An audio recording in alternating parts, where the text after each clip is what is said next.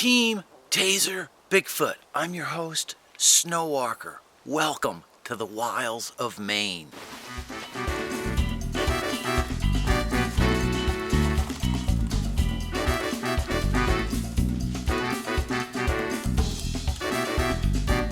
Now, our first 101 Sasquatch hunting tip is to beware for the behavior known as tree peeking. Sasquatches are known to go to a tree and then stop behind the tree and do this peeking behavior. The other sign that people are often looking for are either A's, where the Sasquatch will push one dead tree into another tree to make an A, multiple X's at the base of group of trees, and the nests or the huts, which strangely enough are very rarely large enough to accommodate an adult Sasquatch and provide no protection from the elements. It just looks like a beaver had a test run for his house and just built the skeleton and then gave up on it. And given the complexity of a beaver hut or even a muskrat hut, which has the brain like the size of my pinky nail, you would think that a Sasquatch with a brain larger than my whole head would build a better structure for shelter. Hell, even the gorillas and chimps that build those nests in the trees seem to be more adept at basket weaving than Sasquatch is. Now, for those of you that haven't heard about the Marble Mountain sighting, it involves a group of Boy Scouts, some group, and there was the scout leader, and he had the camera, and they get to the campsite, and there's a fire pit, but nobody's burning any fire in it. And then there's this debris hut that's been constructed of material that was broken off, just branches. There's no machete marks or no axe marks on the wood. The wood's just fluffed up. Now, this little debris hut that they've constructed is barely large enough for one of the kids to crawl in, for starters. I mean, if someone is, right at the beginning of the video, they're talking about Sasquatch, and suddenly, they're finding footprints, and they're finding nesting sites and feeding sites and tools, and then, all of a sudden, Sasquatch steps right out in front of them, looking just like a person, except blurrier. I would question that. I would question the legitimacy of that video. And if Sasquatch now looks like a gibbon, how did we get a gibbon out of a gorilla, 3 times the size of a gorilla primate?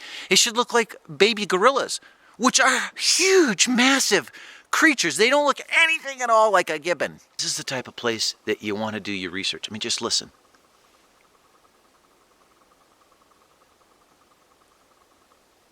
I am miles from anywheres. I am miles from a snowmobile trail. If something was to happen to me out here, my body would likely never be found.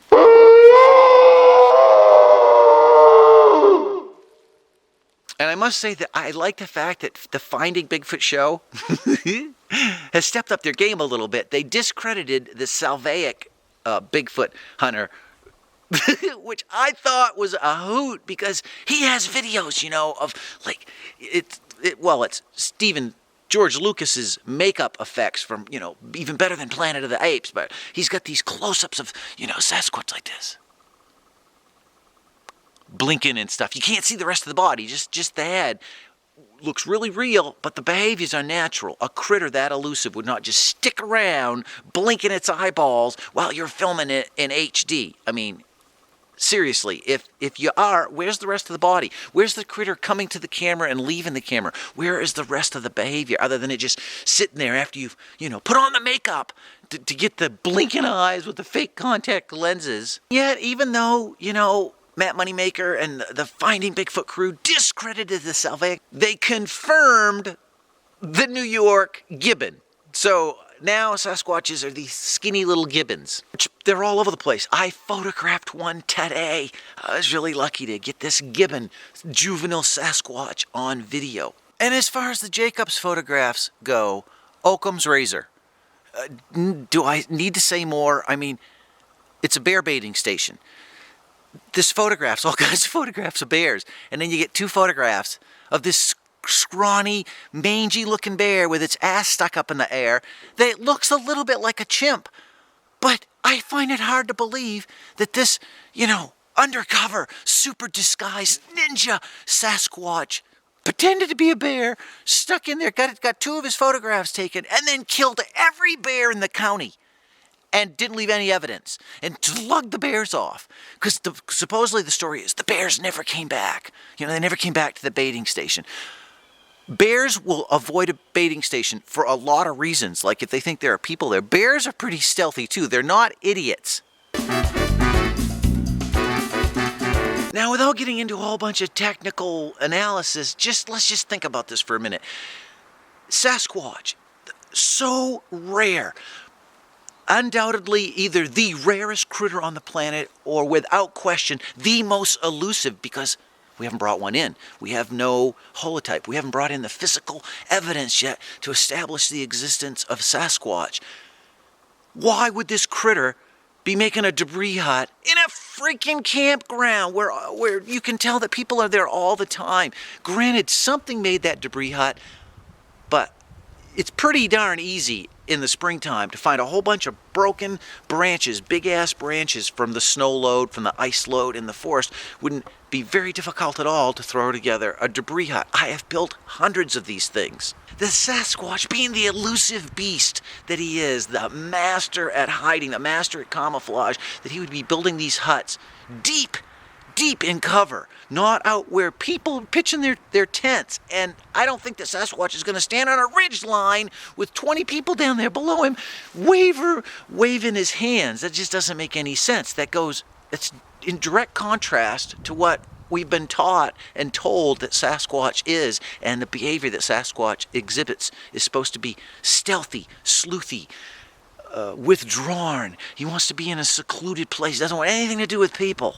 See, this here's the kind of stuff that we're looking for. Trees that have fallen over, trees that have bent over.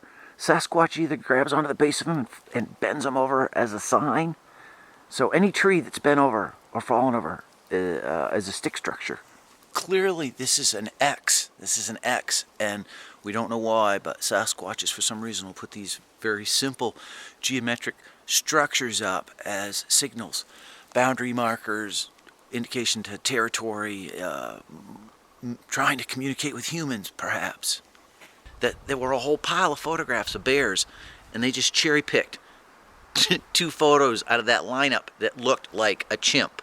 And the guy doing the filming's talking about Sasquatch and how, in other words, there's a little bit of foreshadowing there. They're leading you up to the fact. And then suddenly, on this far ridge, you can see this person, this figure that looks like a person walking down. And then at some point, the figure's gesturing wildly and doing this kind of thing. And, clearly upset that these people are in the campsite 2 miles away, and they're going on about how the thing's arms are down below its knees, which you can't really see anything. I'll provide a link down here. It's this jerky, kind of blurry, and at those distances and at that type of resolution, video cameras have artifacts. You can't really look at that and determine whether or not the arm is a certain length or not. The only team in the Northeast serious about the Sasquatch phenomenon, willing to get to the bottom of it, willing to explore all the leads. It's come to light from the video taken in New York like 8 years ago that just recently had an analysis done by the experts that were looking for gibbons. There are a lot of colorful characters in the Sasquatch Bigfoot research field, and a couple of my favorite are Dallas and Wayne. Real Bigfoot hunters, Dallas and Wayne, and they have their own YouTube channel. I'm going to put the link down here of their ongoing adventures. And they're a colorful pair, let me tell you. They're just a hoot. They're very entertaining, nice guys. Wayne reminds me a little bit of Bobo. The guy's this big burly guy. It's like a mountain goat, man. He just scampers up these super steep hills like nobody's business. And Dallas, I guess you would call him the video expert of the group. He's the one that taught me this technique, this point, and don't look enhancement technique for finding Sasquatch in the forest when they're hiding and checking on you. And I have to say, it works fantastic. So if you guys get a chance, go over there, check out their videos. Very entertaining videos. They're in Virginia or Ohio. And if you leave a comment, tell them that Snowwalker sent you. We are a no-kill zone. We do not agree with hurting. Yeah, we're going to torture him. We're not torturing him. This is a little tasering. We're not waterboarding Sasquatch, okay? It's just going to taser him just enough, just to stun the great beast long enough. You just swoop in there, and, we're going to swoop in and get to what we need and tag him with a radio collar so that the parabolic, that we can follow him through the forest and duplicate our results. Duplication, the scientific method. So I dare you guys to go over to Dallas and Wayne's channel, watch one of their videos, and not be entertained. If you do that, you go over there, you're not entertained, you come back here and you tell me about it.